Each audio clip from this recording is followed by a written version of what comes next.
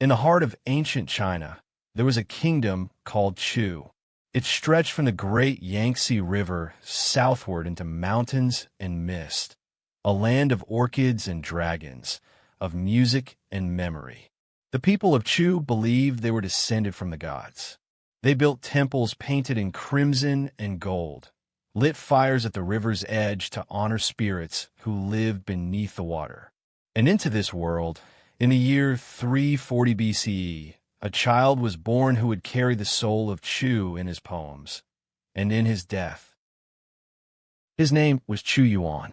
He was born to the royal family of Chu, educated, brilliant, gifted with words that could move mountains and soften stone. By the time he was a young man, he had become a trusted minister of King Huai. He drafted laws. He advised on military strategy. He believed, with every breath he had, that Chu could be great, could resist the growing power of the Qin kingdom to the west, if only its ruler would listen to honest counsel.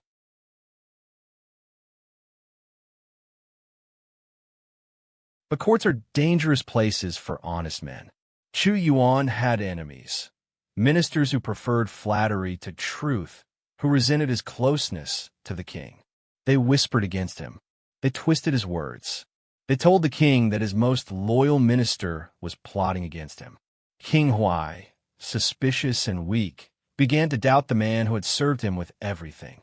And then he believed the lies. Chu Yuan was stripped of his titles and sent away from the capital. He was not imprisoned. He was not executed. He was simply removed, banished from the world he had tried to serve.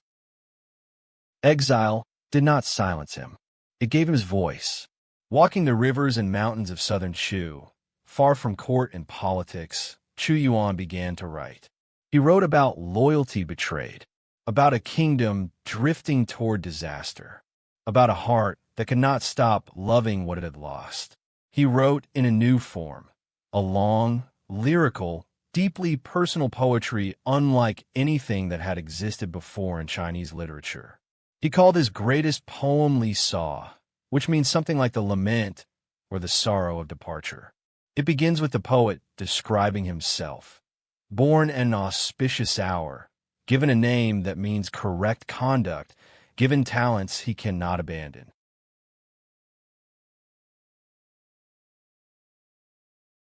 Li Sa is one of the longest, most complex poems in all of Chinese literature. It spans more than 370 lines. In it, Chu Yuan imagines himself riding dragons through the heavens, descending to ask the gods for guidance, searching across the universe for someone worthy of his loyalty. He encounters beautiful spirits who reject him. He visits the court of heaven and finds it as corrupt as the court of Chu. He contemplates leaving this world entirely, flying away on the wind, abandoning everything. But again and again, he returns to one thought. He cannot leave Chu. He cannot leave behind the land of his birth, the people he loves, even a king who wronged him. While Chu Yuan wandered in exile, writing poems, speaking to the river, watching the orchids bloom and wither, the kingdom he loved was dying. The Qin kingdom grew stronger. King Huai made a catastrophic error. He trusted Qin's promises and walked into a trap. He was captured, taken to Qin, and died there in captivity, a king who had trusted the wrong people and doubted the right ones. His son took the throne. Chu continued to weaken. Chu Yuan, watching from a distance, could do nothing. He could only write.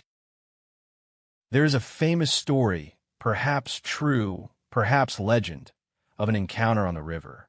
An old fisherman saw Chu Yuan wandering on the riverbank, thin and exhausted, his face pale with grief.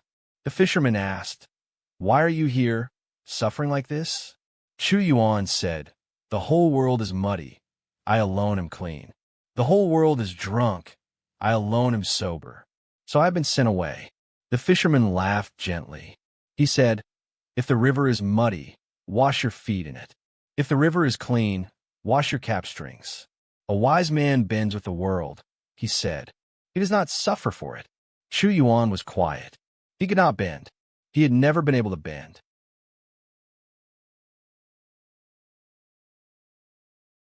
In exile, Chu Yuan also wrote the Nine Songs, a collection of hymns to the spirits of Chu. They're love poems, really. A spirit calls to a river goddess. A warrior spirit departs for war and never returns. A mountain goddess waits in the clouds for a lover who does not come.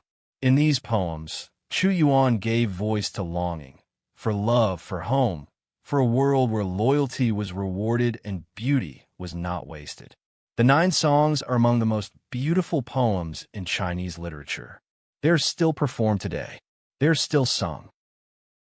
In 278 BCE, the blow finally fell. The Qin general captured Ying, the capital of Chu. The great city burned.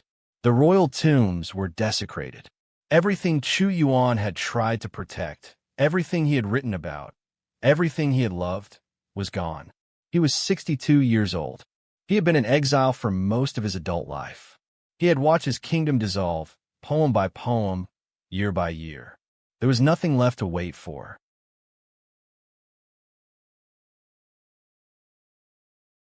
On the 5th day of the 5th month of the lunar calendar, Chu Yuan walked to the Miluo River. He held a large stone. He walked into the water. He did not come back. He left behind no last words. Only the poems, hundreds of them, carved in the memory of a civilization. When the local people heard what had happened, they took their boats out onto the river. They beat drums to frighten away the fish and water dragons.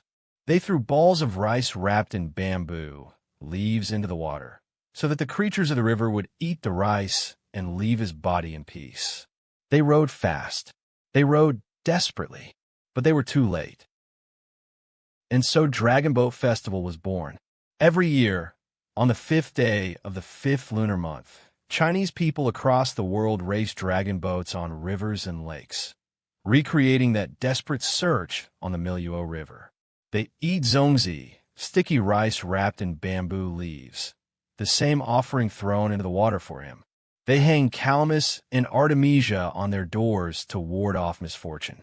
A poet died by a river 2,300 years ago, and the world still remembers, still races, still eats, still mourns, still honors the man who would not bend.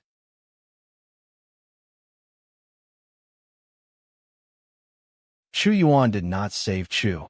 His country fell. His king failed him. His enemies outlived him. By every practical measure, his life was a defeat. But the poems survived. Li Sao Su Vai. The Nine Songs survived. A new form of Chinese poetry, the Chu Ci, the Songs of Chu, was born from his exile, and it shaped Chinese literature for 2,000 years. The Chinese call him the first great poet in their history. Not just a good poet, the first one. The one who showed that a single human voice, speaking honestly about grief and loyalty and beauty, could outlast every kingdom that ever tried to silence it. The Miluo River still flows in Hunan province. The orchids still bloom in the mountains of what was once Chu. Every summer, the dragon boats still race. Every year, families gather to wrap zongzi in bamboo leaves, their hands doing what their ancestors' hands did, remembering a man most of them could not name if asked, but whom they honor in the doing. Chu Yuan wrote, "At the end of Li Saw, I will go where no one has gone before. I will seek the place where no heart is corrupt." He found it.